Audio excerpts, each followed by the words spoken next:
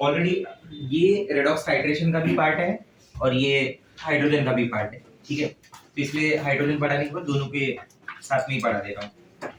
Volume strength ना एक नया कॉन्सेंट्रेशन टर्म है। जैसे आपको याद हो तो कुछ कॉन्सेंट्रेशन टर्म हम लोगों ने ऑलरेडी डिस्कस किया हुआ है। एक छोटा सा रिकैप दे रहा हूँ मैं आपको। W/W percentage by mass, 3 column में थे, याद है? W/W, W/V, V/V। W/W में जो सबसे फर्स्ट फॉर्मूला था that was percentage by mass, mass of the solute upon mass of solution multiply by 100। अगर फॉर्मूले में परसेंटेज है तो मल्टीप्लाई बाय 100 कंपलसरी करना है। फॉर्मूले में अगर परसेंटेज है तो हमेशा स्मॉलर यूनिट यूज करना है। फॉर्मूले में अगर परसेंटेज है तो उसमें कुछ भी अगर अज्यूम करना है तो it is assumed out of 100, ठीक है। फ्रैक्शन में ये सारी चीजें नहीं है, उल्टा है। फ्रैक्शन में सारे यूनिट्स बड़े हैं, फ्रैक्शन में जो भी अज्यूम करना है वो 1 में से करना है। याद आया कुछ? ठीक है।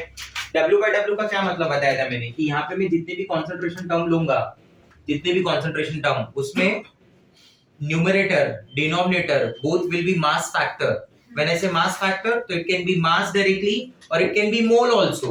मोल is considered as mass factor और वॉल्यूम फैक्टर मास फैक्टर, क्योंकि वो वॉल्यूम एक ही बार बता सकता है एसटीपी पे डायरेक्ट, अदरवाइज वॉल्यूम डायरेक्ट बता नहीं सकते ना। अगर मैं बोलूं कि इतना मोल है, 2 mole of gas, carbon dioxide gas, कितना वॉल्यूम होगा, तो उसके लिए आपको कंडीशन स्पेसिफाई करनी पड़ेगी। सर वो एसटीपी कंडीशन है या कुछ और प्रेशर वगैरह है? कुछ और है तो बताओ। एसटीपी है तो एसटीपी बोलो।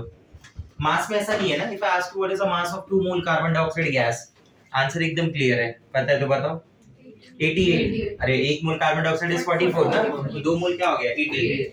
याद है percentage W/W, W2/W solution multiply by 100, ppm parts per million, parts per billion, same formula, multiply by 10⁶, multiply by 10⁹.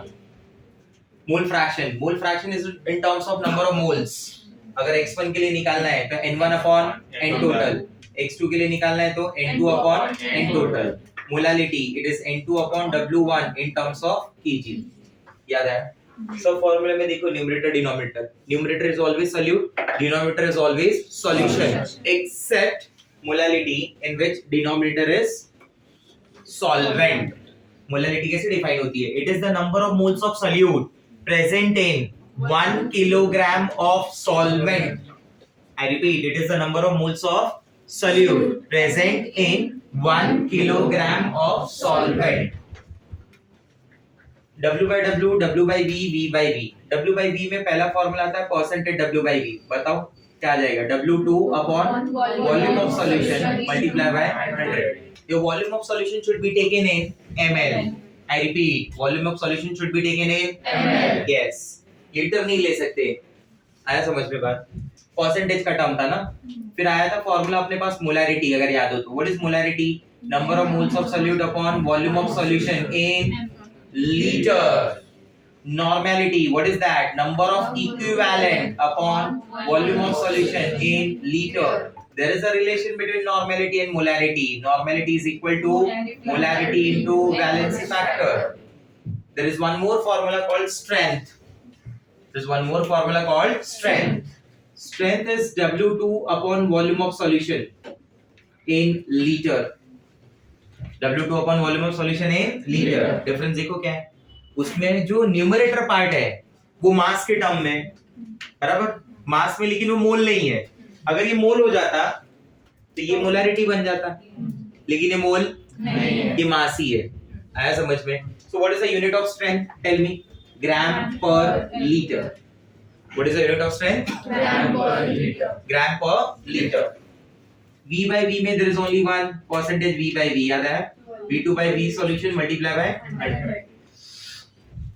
Already इतना सारा कंसंट्रेशन टर्म है मेरे पास, फिर भी मैं एक नया कंसंट्रेशन टर्म डिफाइन करने जा रहा हूं जिसका नाम क्या है? Volume strength, which is represented by capital V, which is represented by capital V।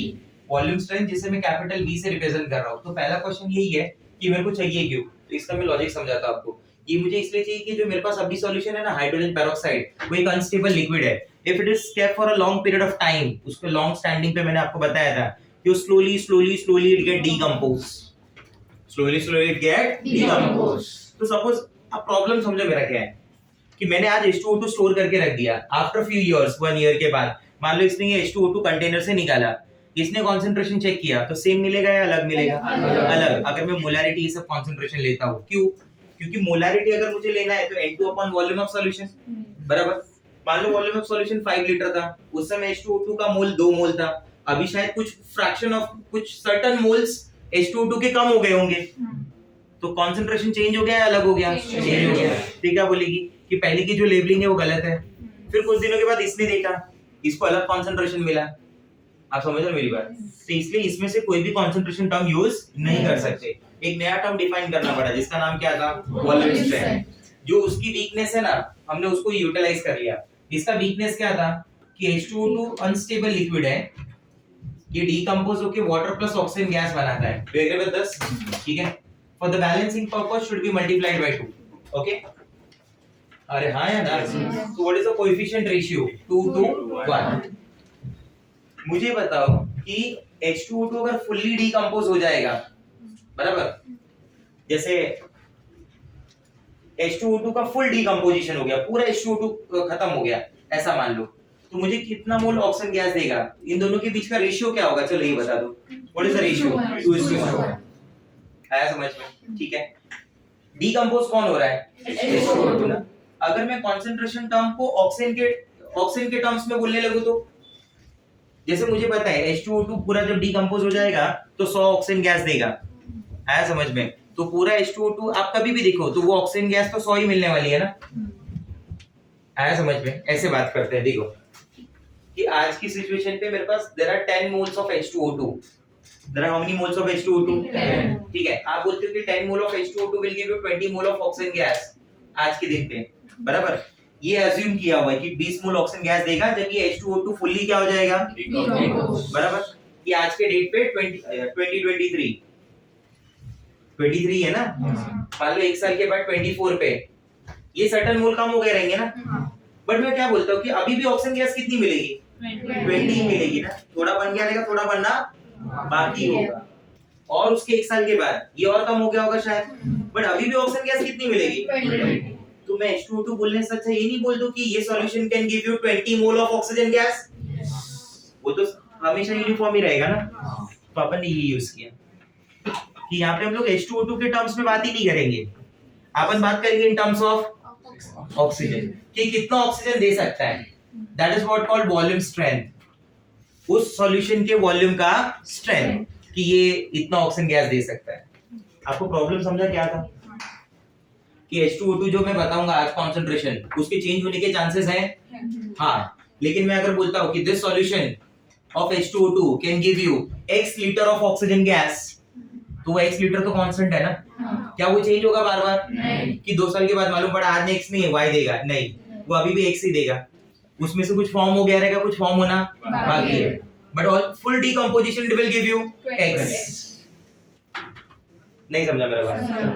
ठीक है, क्लियर हो रहा है? ये मैंने ट्राई किया ये समझाने का कि मैंने नया टर्म क्यों इंट्रोड्यूस किया।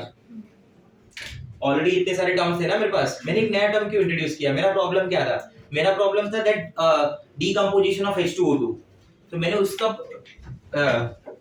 उसके पॉइंट से क्या निकाला कि ये H2O2 अगर पूरा डीकंपोज हो जाएगा तो O2 ही देगा ना। मैं ये फाइंड आउट कर लेता हूँ कि कितना O2 दे सकता है, कि कितना O2 दे सकता है। आया समझ में? अरे हाँ या ना? ठीक है, लेट्स सी। तो हम लोग ने इस टर्म में बात करना चालू किया और उसको हम लोग ने वॉल्यूम स्ट्रेंथ नाम दिया, जिसको हम लोग V से रिप्रेजेंट कर रहे थे। किससे रिप्रेजेंट कर रहे हैं? V से, बराबर। मैं अगर ऐसा बोलता हूं कि if 1 ml, you can consider ml also, you can consider liter also, your wish, कोई फर्क नहीं पड़ता। ठीक है, if 1 ml of H2O2 gives x ml oxygen gas, क्या बोला मैंने कि अगर 1 ml H2O2 मुझे कितना ml ऑक्सीजन गैस दे रहा है? x। So for that solution we consider volume strength is x। उस सॉल्यूशन के लिए हम लोग क्या मानेंगे कि वॉल्यूम स्ट्रेंथ क्या है? x है। ये सॉल्यूशन की वॉल्यूम स्ट्रेंथ x है। If 10 ml of H2O2 gives 10 ml of oxygen gas, if 10 ml of H2O2 gives 10 ml of oxygen gas, तो मैं उसकी वॉल्यूम स्ट्रेंथ क्या मान लूंगा? 10। और इसको अपन ऐसा लिखेंगे, ये जो x है ना उसको ऐसे लिखेंगे xv। क्या लिखे उसको? xv। तो अगर मैं ऐसा बोलता हूँ कि एक सॉल्यूशन है जो 10V है, एक सॉल्यूशन है जो क्या है 10V बराबर, तो इसका मीनिंग क्या निकला? हाँ, इसका मीनिंग ये निकला कि 1 ml of H2O2 solution gives 10 ml of oxygen gas बराबर, where V stands for what? Volume strength. जो V जिसके साथ में वो ऑक्सीजन बता रहा है। अगर मान लो मैं 1 लीटर के टर्म्स में बात कर रहा हूँ तो क्या बोलूंगा? 1 litre of H2O2 solution gives 10 litre of oxygen gas. अगर मान लो लिखा है 20V तो इसका मीनिंग क्या हो गया? 20 litre of 1 litre of H2O2 solution gives 20 litre of oxygen gas. आपको H2O2 अज्यूम करना है ना, तो जब अज्यूम करना है तो कितने में से करेंगे? 1 में से बराबर। अगर मान लो लिखा है 30V, ऐसा एक सॉल्यूशन है,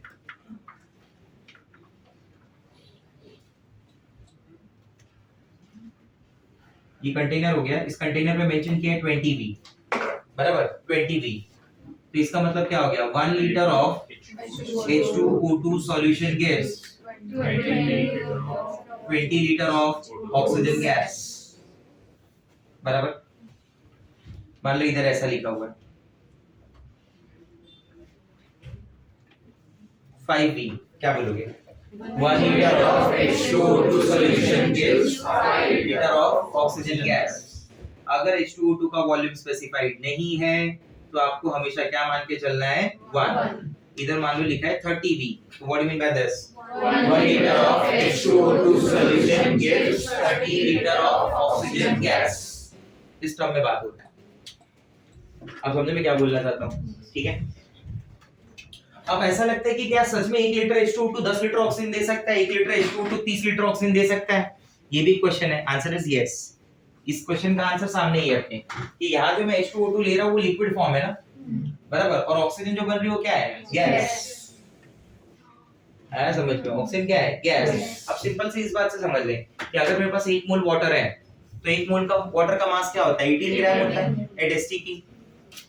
हाँ या ना, बराबर। और वही 1 मोल वाटर एसटीपी पे कितना वॉल्यूम ऑक्यूपाई कर सकता है? वो 18 ग्राम, 22.4 लीटर, यानी 22,400 ml। तो इसके बारे में टेंशन ना ले, दोनों फॉर्म अलग है। जब आप पहले वाले में लीटर बोल रहे हैं H2O2 को तो लिक्विड है, और जब ऑक्सीजन के लिए बोल रहे हैं तो वो गैस है। आया समझ में बात? ठीक है। तो इस टर्म को थोड़ा और डिराइव करते हैं, इसके कुछ रिलेशंस फाइंड आउट करते हैं। वॉल्यूम स्ट्रेंथ को रिलेट करते हैं मोलैरिटी के साथ, वॉल्यूम स्ट्रेंथ को रिलेट करते हैं नॉर्मेलिटी के साथ, वॉल्यूम स्ट्रेंथ को रिलेट करते हैं परसेंटेज स्ट्रेंथ के साथ और नॉर्मल स्ट्रेंथ के साथ। ठीक है, इन सब के साथ इसके रिलेशन देखते हैं। तो सबसे पहला रिलेशन यहाँ पे, relation between number 1 molarity and volume strength. ठीक है, relation between molarity and volume strength. तो रिलेशन को ऐसे डिराइव कर रहे हैं, जैसे मान लो मैं लिख रहा हूँ कि H2O2 है मेरे पास, H2O2 on decomposition give you water plus oxygen gas where the coefficient ratio is 2, 2 and 1। coefficient क्या है? stoichiometric coefficient 2 to 1। what do you mean by this? क्या मतलब निकलता है इसका? इसका मतलब ऐसा निकलता है कि अगर मेरे पास 2 मोल H2O2 है तो that will produce 1 mole of oxygen gas। 2 mole H2O2 का मतलब क्या हो गया? 1 मोल H2O2 का मास क्या हुआ? Molar mass. उसका मोलार मास है 34। कैसे? Oxygen 16 into 2 32, 1 into 2 2, 32 plus 2 34। तो मेरे पास टोटल कितना मोल है? 2। तो 2 into 34 मतलब कितना ग्राम? 68 ग्राम। अगर मेरे पास 68 ग्राम H2O2 है तो that will produce 1 mole of oxygen gas, बराबर। और अगर मैं एसटीपी के टर्म्स में बात करूं तो ये कितना हो जाएगा? 22,400 ml। क्या बोलते हो? हाँ या ना? ये क्या हो जाएगा? 22,400 ml। ठीक है हिसाब से। ठीक है, चलो ये तो कुछ इंफॉर्मेशन है जो अपने को पता होनी चाहिए। मास के टर्म्स में बात करेंगे तो मास के टर्म्स में कितना होगा? 68 gram can produce 22,400 ml at STP, और मास के टर्म्स में बात किया तो 32 ग्राम। H2O2 give it 2H2O plus O2। ठीक है, ये 2 टाइम्स हो गया, कोएफिशिएंट है 2, 2 और 1 का। वॉल्यूम के टर्म्स में अगर बात करें, किस टर्म्स में? वॉल्यूम के टर्म्स। तो उस हिसाब से क्या होगा कि इसका 2 लीटर कितना देगा? 1 लीटर ऑक्सीजन गैस। वॉल्यूम के टर्म्स में बात किया तो 2 litre of H2O2 will produce 1 liter of oxygen gas because coefficient का रेशियो क्या है? 2:1 between H2O2 and O2, बराबर। अपन अज्यूम करके चलते हैं कि H2O2 जो है वो 1 ml है। H2O2 कितना है? 1 ml। अगर ये 1 ml होगा तो ऑक्सीजन कितना मिलना चाहिए? बोलो, हाफ ml मिलना चाहिए ना। अरे रेशियो 2:1 का है ना, तो इसका 2 ml कितना देगा? 1 ml, बराबर। ठीक, अरे ये सुनो, ठीक है। वॉल्यूम आपने कितना मान लिया? वॉल्यूम ऑफ H2O2 हम लोग ने अज्यूम कर लिया है। Volume of H2O2 solution is 1 ml। 1 ml को अगर मुझे लीटर के टर्म्स में लिखना होगा तो क्या लिखेंगे? लीटर को लीटर में कन्वर्ट कर दो, मल्टीप्लाई बाय -3, बराबर। ठीक,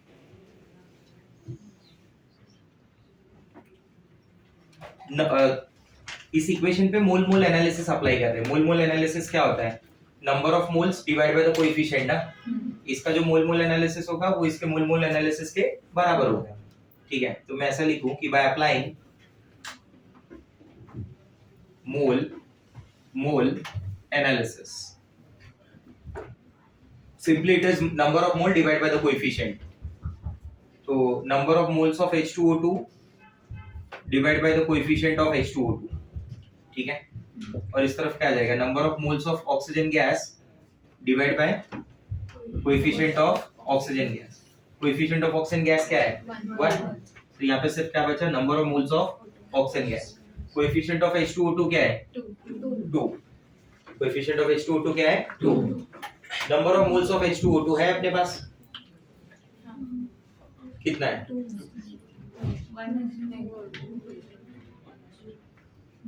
बोलो कितना है?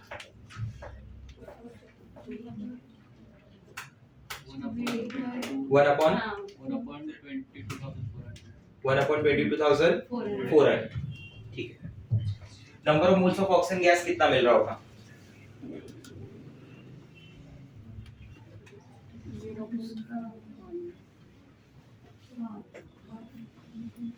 अरे चलो तुम क्या करो, number of moles of oxygen gas सोच लो, number of moles of H2O2 सोच लो पहला। वॉल्यूम दिया है मैंने, ये बात याद रखना, 1 ml माना है मैंने, ठीक है। सोच लो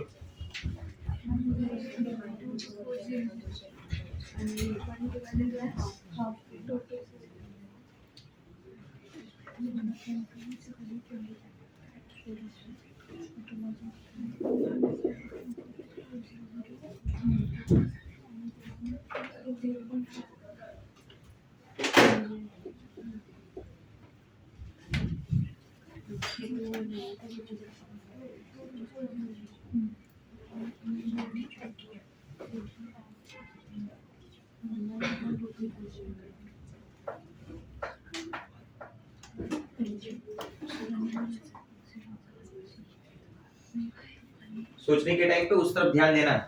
1 ml of H2O2 solution gate, उसके ऊपर भी ध्यान देना। अपन ने क्या बोला है कि अगर 1 ml H2O2 होगा मेरे पास तो दैट विल गिव यू कितना ml oxygen gas? That will give you x ml oxygen gas. x की वैल्यू क्या हो जाएगी STP पे, वो सोचो तो शायद आंसर आ जाए तुम्हें 0. और दूसरा वाला 1/,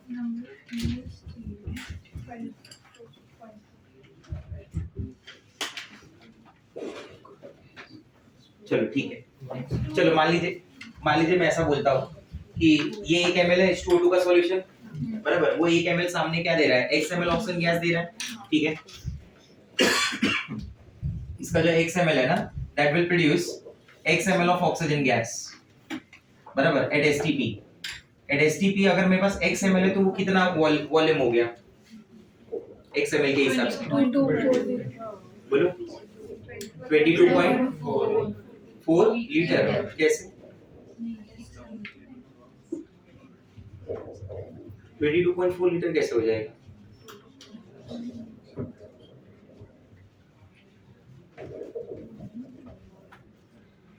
वॉल्यूम है तुम्हारे पास x ना, वॉल्यूम अगर है और नंबर ऑफ मोल्स निकालना है तो क्या करेंगे, डिवाइड बाय 22.4 ना। तो क्या सोच रहे थे तुम लोग इतनी देर से, वॉल्यूम दिया है मैंने, कितना दिया है, x माना है, बराबर।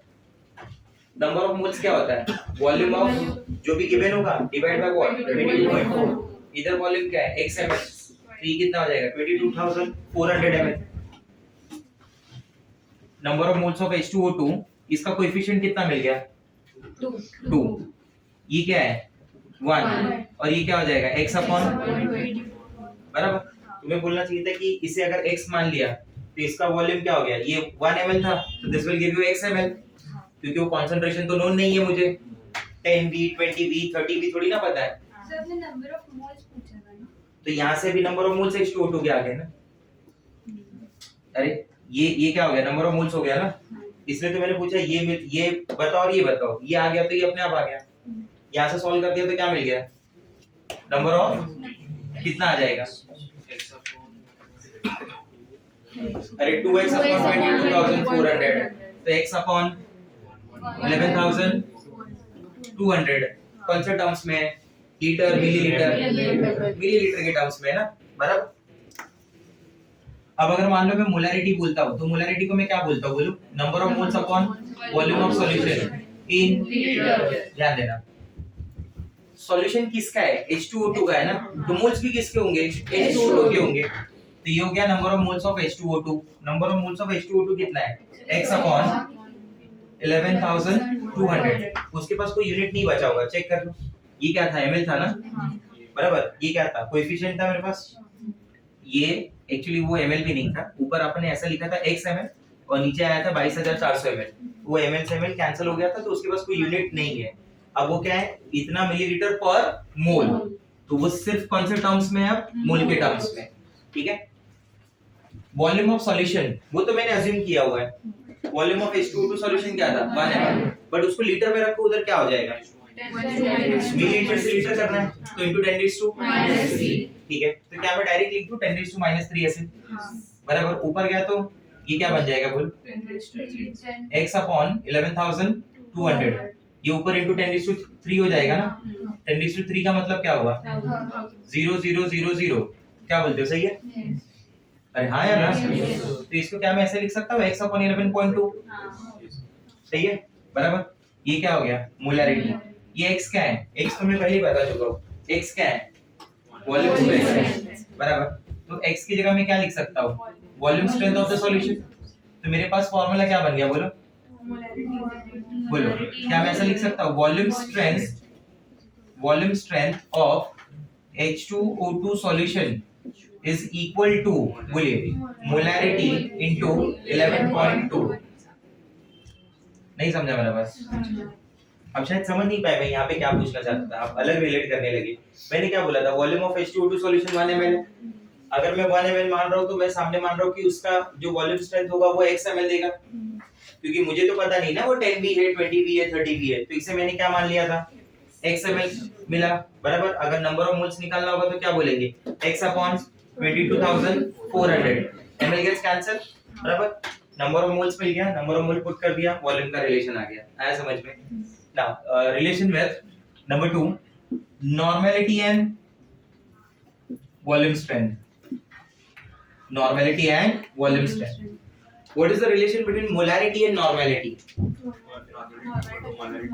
बोले, what is the relation between normality and molarity? बोलो, molarity into n factor। और कल ही बात हुआ था, याद है अपना, for H2O2 the n factor is 2। Put करके आंसर बता दो फटाक से मुझे। Normality is equal to molarity into valency factor, बराबर। तो अगर मुझे मोलैरिटी की जगह लिखना होगा तो मैं क्या लिख दूंगा, नॉर्मलिटी अपॉन वैलेंसी फैक्टर, आया समझ में, ठीक है। मैं इसको क्या कर रहा हूँ, फार्मूला नंबर 1 में पुट कर दे रहा हूँ, क्या मिल जाएगा, बोलो, volume strength of H2O2 solution. Instead of writing molarity, what I will write, normality upon valency factor। तो normality तो नहीं मालूम, but valency factor मालूम है, 2 है into 11.2, बराबर। सॉल्व कर दीजिए, you will get your answer. Normality into 5.6 आया समझ में बात? ठीक है. Third, the relation between volume strength and the मतलब स्ट्रेंथ फाइंड आउट करने के लिए, स्ट्रेंथ कैसे मैं निकालूंगा? देखो, स्ट्रेंथ फाइंड आउट करने के लिए फॉर्मूला क्या था अपने पास? W2 upon volume of solution, बराबर. W2 upon volume of solution. ये वॉल्यूम ऑफ सॉल्यूशन किस में माना था अपन ने? लीटर में माना था ना. W2 क्या हो जाएगा? मास हो जाएगा. किसका मास हो जाएगा? ये H2O2 का मास हो जाएगा एक हिसाब से. आया ना? ठीक है. तो अगर मैं उस हिसाब से रिलेट करूं तो ऐसे लिख के लेके जाना पड़ेगा. स्ट्रेंथ, ठीक है. तो strength is equal to W2 upon volume of solution in litre, बराबर. Mass of the solute. If you know the number of moles of solute of any compound, सुनना मेरी बातों को एकदम ध्यान से और तुरंत रिएक्ट करना कि नंबर ऑफ मोल्स अगर किसी कंपाउंड का पता है तो उसका मास निकाला जा सकता है क्या? नंबर ऑफ मोल्स पता है तो मास फाइंड आउट कर सकते हैं by multiplying molar mass. Sample mass ही तो निकालना है. तो W2 की जगह पे क्या लिख सकता हूं मैं? N2 क्या होता है? W2 upon molar mass. तो W2 की जगह पे क्या मैं N2 into मोलार मास लिख दूंगा. ठीक है. चलिए, ये हो गया मेरे पास N2 और ये N2 हो गया मोलार मास. ये हो गया मेरे पास volume of solution in litre. Agree? You tell me what is the number of moles? N2 इधर कौन है? H2O2 ही ना. नंबर ऑफ मोल्स कितना है उसका? x upon 11,200. थोड़ा शॉर्टकट में मैं बता सकता था लेकिन मैं सोचा कि चलो पूरा बता देता हूँ. What is the molar mass of this? H2O2 का मोलार मास कितना है? 34. अरे बताया तो कई बार. Molar mass of H2O2 is 34. What is the volume of solution in terms of liter? 1 ml माना है ना आपने. Volume of H2O2 solution is 1 ml. Solve कर दीजिए, क्या हो जाएगा बोलिए? x into 34 into 1000 लिख दो, चलेगा. अपॉन 11,000. एग्री? अरे हाँ ना बोले बोले. ठीक है. क्या बचा फिर बताइए? x into 34 upon 11.2.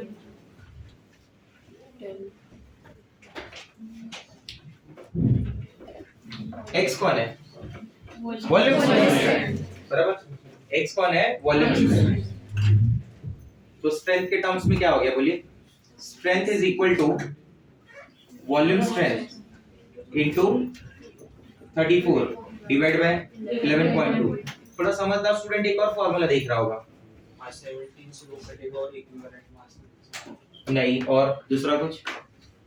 मुझे तो दूसरा भी फार्मूला दिख रहा है. अरे वॉल्यूम स्ट्रेंथ अपॉन 11.2 क्या होता है? मोलैरिटी होता है ना. मतलब तुम्हारे पास अगर मोलैरिटी होगी तब तो बहुत इजी हो गया. Strength is equal to molarity into 34. नहीं समझा? Molarity into 34. Unit gram per litre. Unit is gram per litre. Number 4, percentage strength. Number 4 is what? Percentage strength.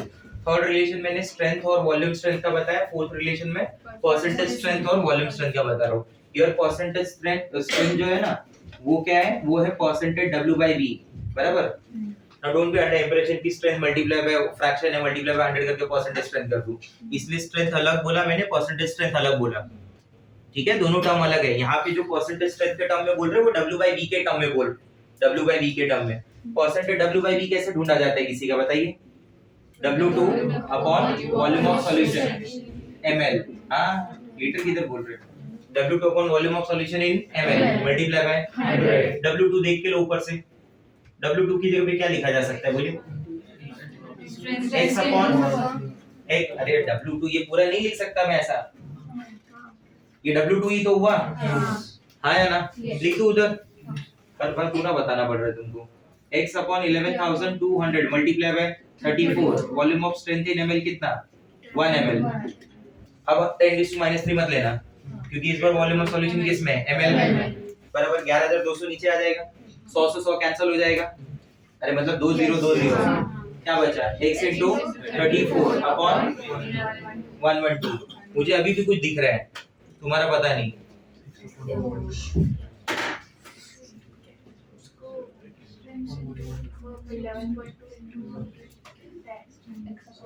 Sir मैं स्ट्रेंथ को अगर इससे मल्टीप्लाई कर दूं, किससे? हाँ 10 या 1/10? 1/10। सोच लो एक बार जरा।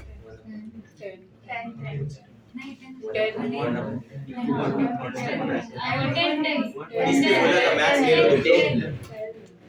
मैथ्स नहीं लिए यही प्रॉब्लम होता है।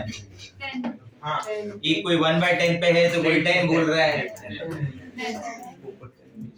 ये सब वीडियो मेरे इतना क्लिप रिकॉर्ड करके भेजता हूँ एक मैथ्स के तुम्हारे सर को।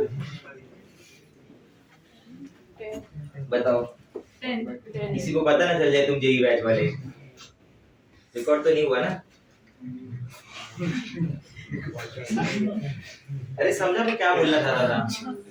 आप ये दिख रहा था और ये दिख रहा है, तो फिर मतलब स्ट्रेंथ को अगर मैं मल्टीप्लाई बाय 10 कर दूं तो क्या बन जाएगा? परसेंटेज। अब ये नॉर्मली नहीं समझेगा, नॉर्मली स्टूडेंट क्या सोचेगा? स्ट्रेंथ फ्रैक्शन होगा, तो फ्रैक्शन को अगर परसेंटेज में कन्वर्ट करना है तो शुड बी मल्टीप्लाइड बाय 100 ना। तो उसे ये समझना पड़ेगा कि वो जो स्ट्रेंथ है और percentage strength are the two different terms. Here percentage strength is percentage W by V, percentage strength is percentage W by V। आप समझे मेरी बात को कि मैं क्या बोलना चाहता हूँ? ठीक है, तो यहाँ तक तो क्लियर हो गया आपको? क्या मैं x को वॉल्यूम स्ट्रेंथ लिख सकता हूँ? क्यों नहीं लिख सकता? बराबर, तो percentage W by V is equal to volume strength into 34 upon 1/1। बराबर, मुझे बाकी के शॉर्टकट वहां पता चल गए। आया समझ में कि मैं इसी को क्या लिख दूंगा कि तुम्हारे पास अगर स्ट्रेंथ है, बराबर, स्ट्रेंथ मल्टीप्लाई बाय 10 करो, खत्म, you will get the percentage strength, you will get the percentage strength. आया समझ में बात? क्लियर हुआ ये पॉइंट? ठीक है ना, लिसन। अब अगर सॉल्व करना हो तो कैसे सॉल्व करेंगे इसको, वो समझ लेते हैं। अब मान लो मैंने बोला कि मेरे पास जो सॉल्यूशन है ना वो 10b है, ठीक है, मेरे पास जो सॉल्यूशन है वो क्या है? 10b। तो 10b का इंग्लिश का मीनिंग क्या समझ में आएगा? 10b का मतलब ये समझना है कि this H2O2 solution gives 10 liter oxygen gas. There is 1 liter of H2O2 which give you 10 liter of oxygen gas. Sir, is it necessary कि वो 1 लीटर ही रहेगा? अरे नहीं रहेगा तो सामने से स्पेसिफाई करेगा, फिर कुछ नहीं है मतलब तुमको 1 लीटर मानना है। अगर उसने ऐसा बोला 2 लीटर ऑफ 10V H2O2, तो इसका मतलब इस बार उसने जो कंटेनर लिया है वो 2 लीटर का लिया है। आया समझ में? अगर वो सिर्फ क्या बोलता है 10V H2O2, इसका मतलब 1 लीटर का कंटेनर है, will give you 10 litre oxygen gas, that's it. बराबर, तो तुम्हारे पास वॉल्यूम स्ट्रेंथ आ गई कितनी, बोलो? हाँ चलो, अब आप ऐसे क्वेश्चन को ओरली सॉल्व कर रहे हैं अपन। मेरे पास क्या है? 10V है, ठीक है, तो 10V का मीनिंग क्या हो गया मेरे लिए? 1 litre of H2O2 give 10 litre of oxygen gas. चलो, तो इसका मतलब वॉल्यूम स्ट्रेंथ की वैल्यू क्या हो गई? 10। तो अगर volume strength of H2O2 solution 10 आता है तो मोलारिटी कितनी हो जाएगी? 10/11.2। 10/11.2 कैलकुलेट करके बताइए कितना आएगा?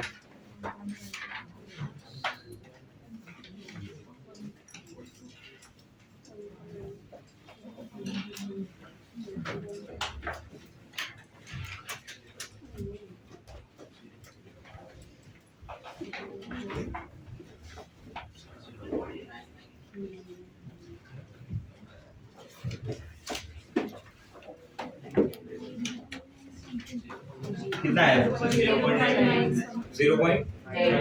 0.8 समथिंग आना चाहिए भाई, 9 नहीं आएगा, 897 होना चाहिए शायद, 892 है।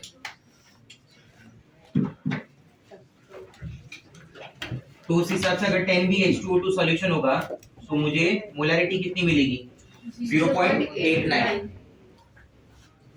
Normality is equal to molarity into, बराबर, normality is molarity into molarity 0.89 multiply by 2। जल्दी बताओ, 1 point something something something something 1.79 ना, ठीक है 7.8 है, ठीक है। ये मोलारिटी हो गई, क्या हो गई, नॉर्मेलिटी। अब मुझे मोलारिटी पता चल गई है ना 10B सॉल्यूशन की, कितनी है 0.89 है। 0.89 को मल्टीप्लाई बाय 34 करके बताओ।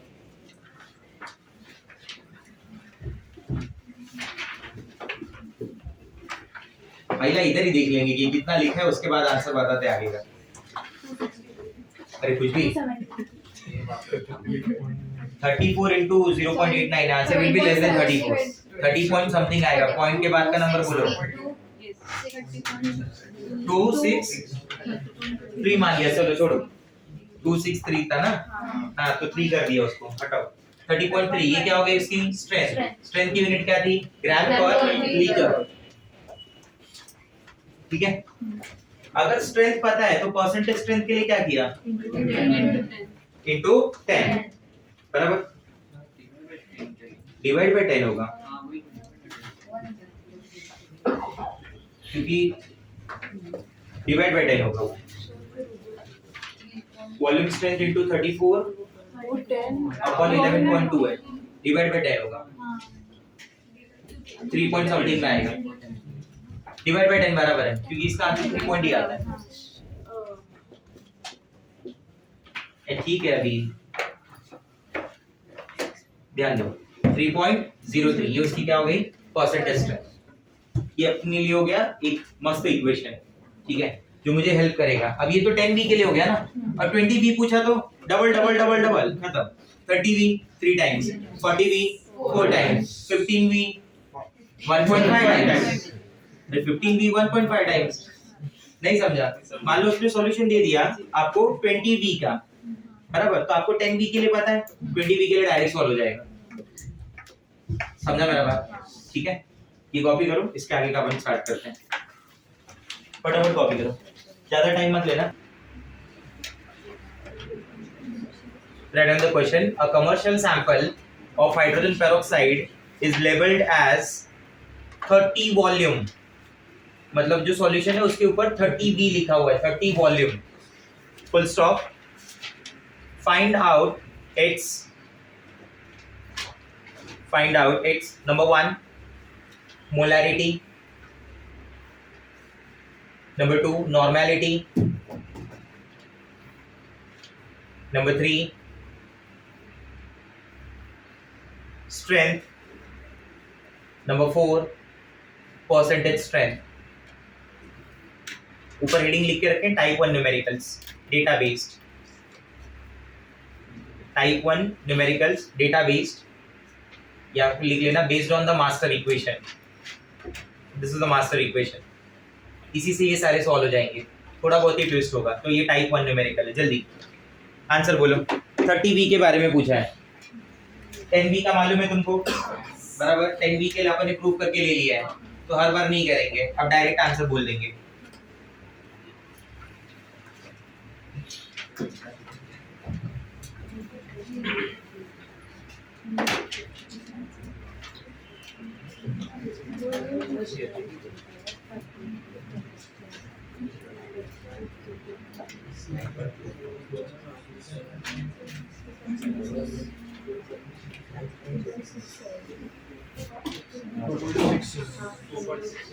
Two point 67 is the molarity.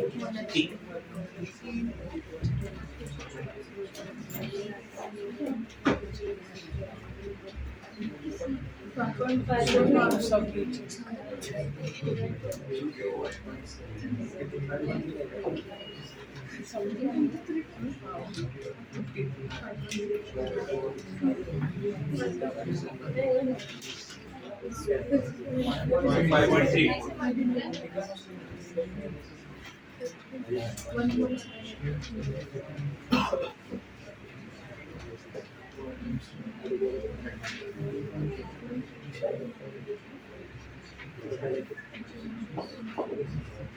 अरे भाई बहुत टाइम ले रहे हैं।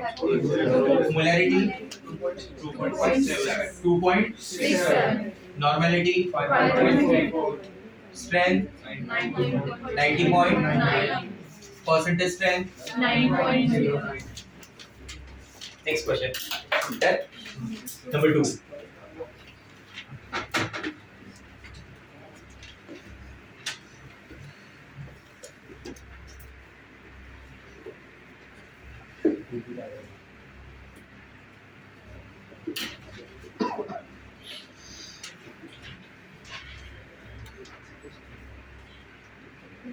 नंबर 2 में लिखो find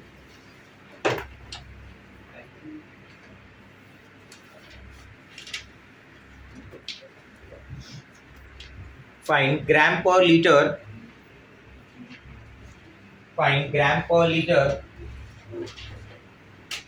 of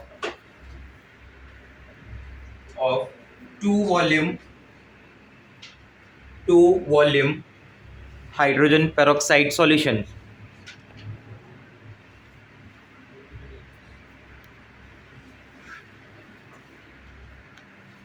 volume hydrogen peroxide solution.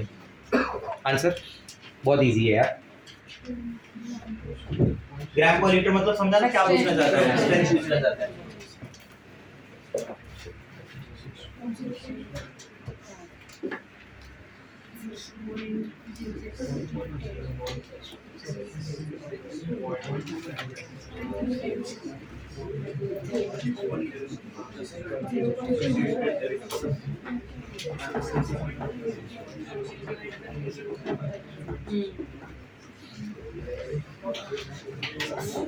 Yes, sir.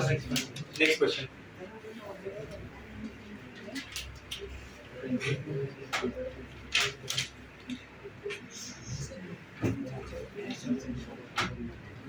Next, थोड़ा चेंजेस रहेंगे अभी, ध्यान से सॉल्व करना. Find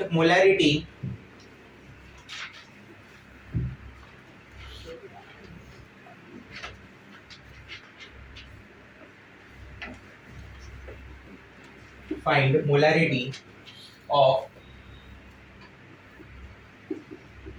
5 liter of 15 volume H2O2 solution.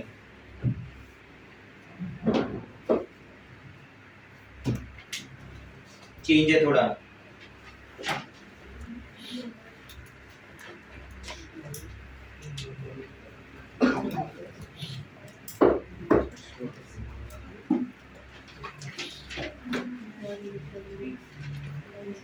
कल घर पे से level 2 class work, level 2 homework, level 1 करके आएंगे. ठीक है, मैं डाउट्स ले लूंगा.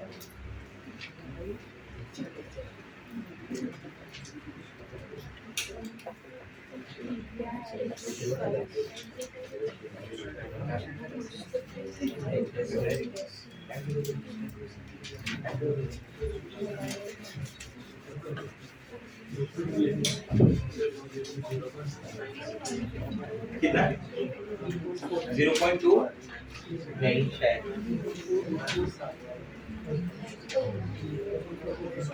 269 आया किसी का आंसर 0.26 वॉट 26 एग्जैक्ट आसपास ये बराबर है 267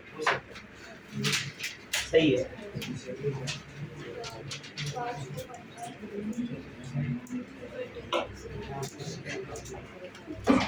क्वेश्चन में समझा क्या चेंज किया था इस बार.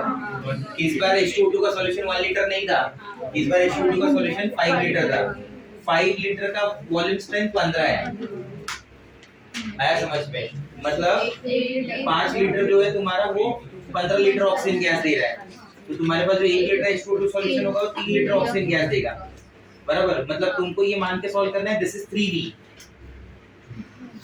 1 लीटर के हिसाब से तो 3V हो गया ना वो. और पूछा क्या था मोलारिटी ना.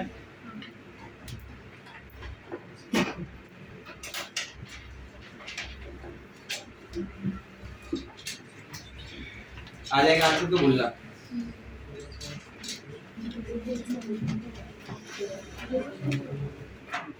जीरो 0.267.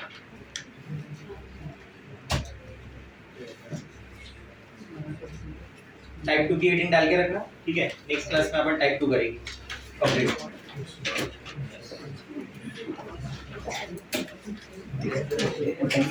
हाँ चलो bye everyone. Thank you, sir.